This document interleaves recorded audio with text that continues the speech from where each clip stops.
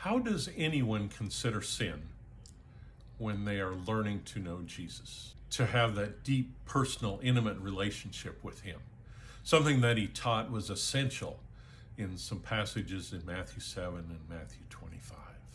In my previous video, I used a quote from Tony Evans, which basically he was saying the proof we're getting to know God and his son Jesus Christ is when we are being transformed both internally and externally, when our thinking and our actions are changed. Now, I have to be careful about this because the tendency is for people to hear something like that and they think, then that means I can't do certain things. I've got to be careful about that or I'll lose my salvation. And I want to be clear, not talking about that, because I wholly believe what Paul wrote in Ephesians 2.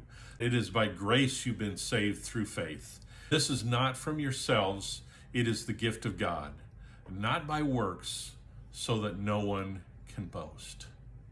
So it's not about earning or losing our salvation. So for me personally, a number of years ago, I prayed to God to understand this better. I said, God, how can Paul write that we're supposed to be dead to sin, but in 1 John it says that if we say we're without sin, we're deceived and we're not telling the truth.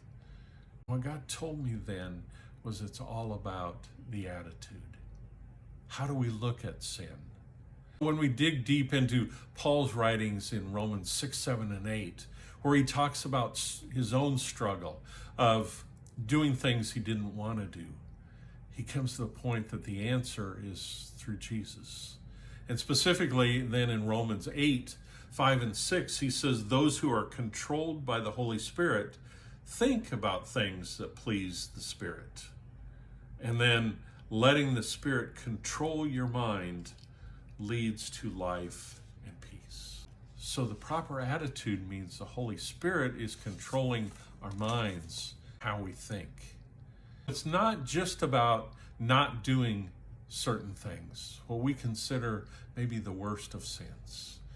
I like what Jerry Bridges wrote in The Pursuit of Holiness. He said, it is only as we see his holiness, his absolute purity and moral hatred of sin, that we will be gripped by the awfulness of sin against the holy God.